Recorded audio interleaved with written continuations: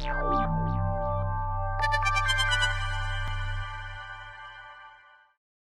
a big objective, but we think that the vision, this can become reality. And the poster contest is really a platform to present this message. Because if I came to Jamaica and says, yeah, we're going to build a reggae poster contest, I mean a Reggae Hall of Fame museum, and Herbie Miller has been trying to do this for years. I mean, and nothing has happened.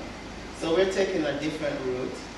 And this is to support Herbie Miller. You probably didn't know that, but that's what it is. It's not about we trying to build something by ourselves, but it's about connecting all these entities that already exist. And we think that this Frank Gehry Museum, and it's the word Frank Gehry there. Frank Gehry is one of, I would say, one of the greatest architects of our time, contemporary architect.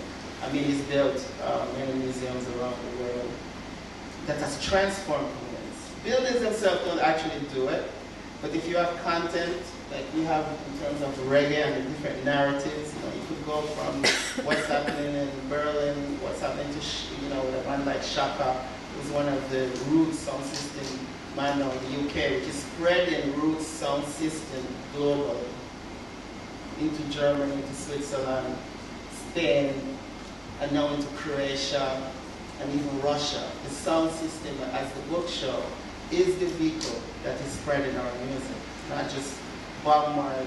Bob Marley's name is so powerful, but the sound system allows people to participate, playing the music, and they're playing it like the original, the foundation of our culture.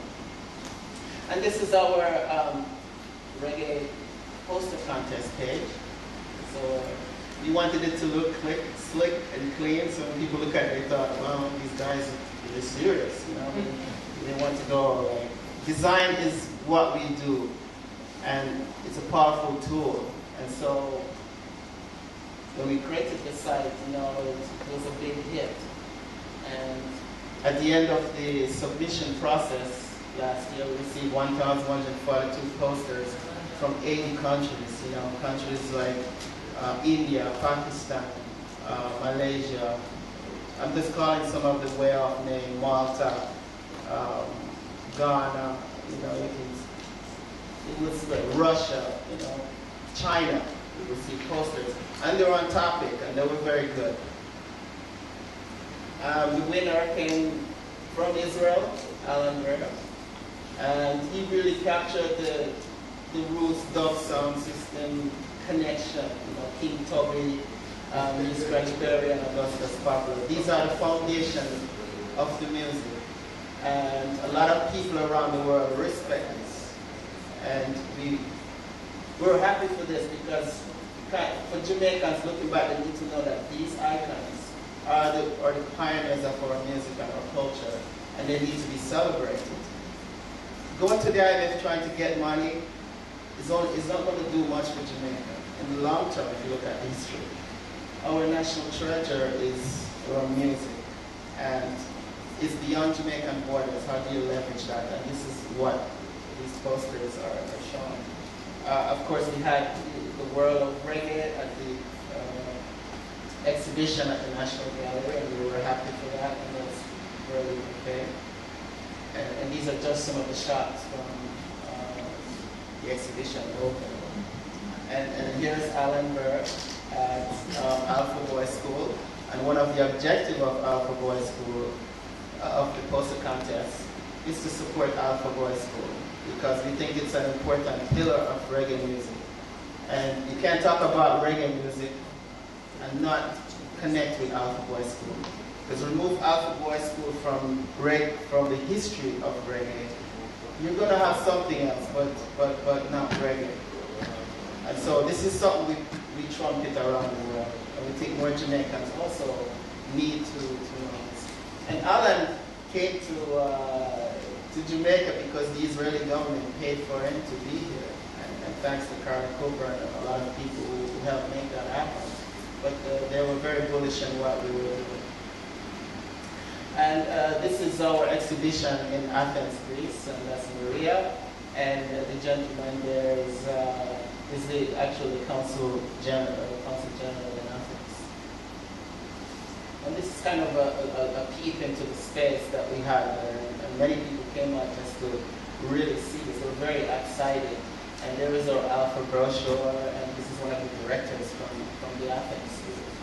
And one of the reasons they loved us because not just the posters, but the story of alpha. They was really hooked on this message that we were prompting. And there is MTV came out also to really take the show and support us. And this is just one of the talks that we had. We also invited well-known artists and designers in Greece to participate. We had also a workshop on screen printing as well, and so this is one of the shots. And we hear again more details. And this is a book that we published from the auction that was held here in Kingston. And we got to big up Joshua Chamberlain, who's here with us today, because he helped put this auction together. And we raised, $8,000, and 100% of it went to Alpha High School. So I'm really happy and excited. Yes, US dollars. Yes, I was mentioning that. And we had a second auction. I think it was 2,000 more was added to the process. There was also an exhibition in Rotterdam, Sunsplash in Spain, which is a massive festival. I think it's like a week. And they presented the Freestylee posters here as well. Now, I posted it on Flickr and asked the question. Well, I said, the Reggae Hall of Fame, downtown Kingston waterfront. And I get so many comments on this because a lot of people thought it already existed. Right? And the reason why I created this poster was because in conversations with friends and just people I met in general, I said, they believe there's such a thing that exists in Jamaica. And the next thing would be like, why not? They cannot understand why Jamaica does not have a museum to celebrate a museum. And not just any museum, because people try, but a substantial museum, because nobody will come to Jamaica just to see a box. It has to be something substantial. And if you say this, think about it if you have some imagination. If you say tomorrow it is announced that a Frank Gehry or a Zara, one of those brand name architects, it has to be a brand name architect for many reasons. It's taking on this process. This is big names. This is not just mills. This transformed Kingston because immediately downtown Kingston changed. Of course, we wanted to change really good because it has to support Churchtown and all of the connecting satellite cities. But that's how we see it. It has to be transport-oriented. And a man like, an architect like Frank Gehry, he believes in that kind of thing of changing cities, not just somebody brings in billions of dollars and he's going to take it. He wants something that will transform cities. He wants to make an impact. And so these are some of the imagery. It's kind of a mood board, I call it, that kind of that I created to kind of visually capture what I believe this place should feel like, or feel like. So I've created like signage and why not campaign, because that's where I'm headed next. Why not campaign?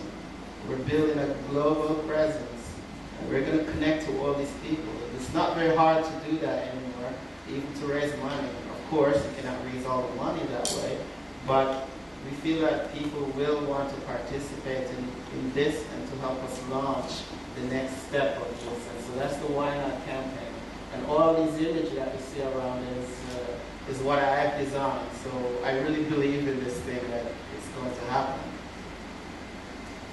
And this is the kind of building that Frank Gehry made. And this is a very important one because it's called, it's a Guggenheim Museum in the city of Bilbao. And Bilbao was like, I don't really care about Bilbao. It's in the Basque country of Spain.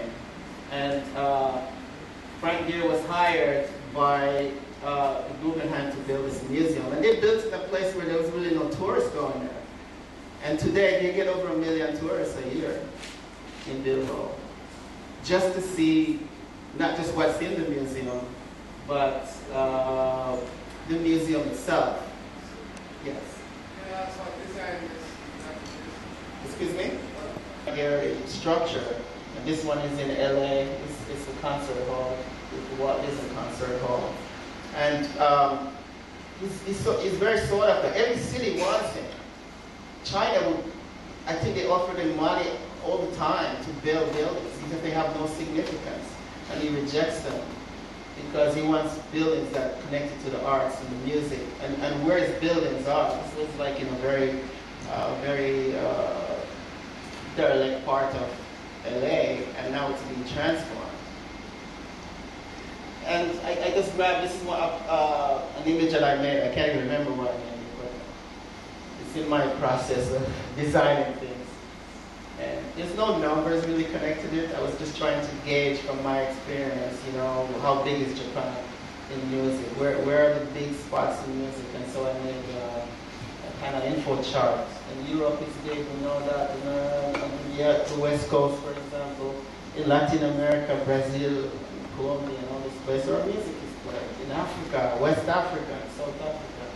Also in Australia and New Zealand. I kind of forget another part, which is in the Polynesian Islands also. And the book mentions some of that. But this is kind of a view of reggae. So think about it. Why are we not, as a country, leveraging this great power? And one way to do this is to embrace what's outside. That's where they left the borders.